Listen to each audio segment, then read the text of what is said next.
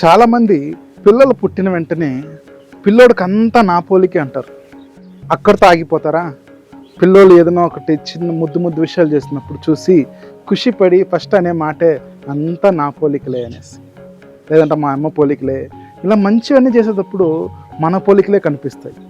Once ఏదో తప్పు చేస్తున్నాడు అనుకోండి, తప్పు లేకుంటే ఒక చెడ్డ పని చేశాడు అనుకోండి, చూసి ఫస్ట్ అనే మాట అంతా వాళ్ళ అమ్మ పోలికలే, లేదంటే అంతా వాళ్ళ అమ్మమ్మ పోలికలే ఇని ఇంకొకరి పైన వేసేస్తాం. కానీ మంచిగా చేసేటప్పుడు మాత్రం మన పోలికలే అనుకుంటాం. పిల్లలు ఎప్పుడే కానీ అలా పోలికలతో గుణాలు రావండి. ఇప్పుడు ఒక దొంగ అన్నాడు అనుకోండి, దొంగ పిల్లోడు దొంగ అవ్వడు.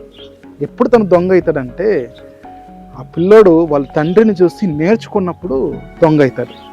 అంతే అండి. మనం కానీ మన ప్రవర్తన, మన లైఫ్ స్టైల్ని చూసి పిల్లోళ్ళు ఈజీగా నేర్చుకుంటారు. ఇప్పుడు అమ్మ ఏదైనా వంట చేస్తాం అంటే చపాతీ చేస్తుంది అనుకోండి, పిల్లోడు చూస్తాడు, చూసి నేను కానీ చపాతీ చేస్తానమ్మా అంటాడు.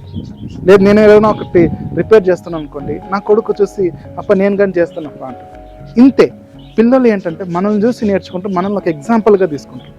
అంతేగాని నా పోలికలు వచ్చినాయి కాబట్టి తను మంచిగా ఉన్నాడని, లేదంటే తప్పు చేసినప్పుడు వేరే వాళ్ళ పోలికలని ఇలా ఈజీగా పిల్లల పైన నిందలేయకుండా మన ప్రవర్తన సరి చేసుకోవడం చాలా ముఖ్యం.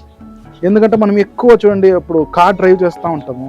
కార్ డ్రైవ్ చేసినప్పుడు ఎక్కడో చిన్న ఒక తప్పులు జరిగిన ముందు పోయేవడం, తప్పు చేశాడు అనుకోండి, మనం మర్చాం అనుకోండి, పిల్లోడు కానీ నెక్స్ట్ దాని మైండ్లో పెట్టుకుంటాడు. నెక్స్ట్ అలాంటి విషయం వచ్చినప్పుడు తను అరుస్తాడు, అలాంటి బూతులే మాట్లాడడానికి ప్రయత్నిస్తాడు. సో మన పిల్లల ముందు చాలా జాగ్రత్తగా ఉండాలి. మనం మాట్లాడే తీరు, మన మాటలు, మన ప్రవర్తన, మనం చేసే ప్రతి పని కానీ పిల్లలకి చాలా వాళ్ళ లైఫ్లో ఇంపార్టెంట్గా ఉంటుంది.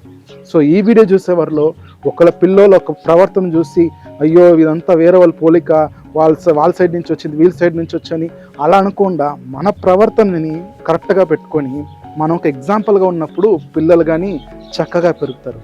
సో ఈ వీడియోని లైక్ చేయండి, కామెంట్ చేయండి, ముఖ్యంగా షేర్ చేయండి. ఎంతమంది మన పిల్లలు మన పోలికని అనుకుంటున్నామని కామెంట్ చేయండి.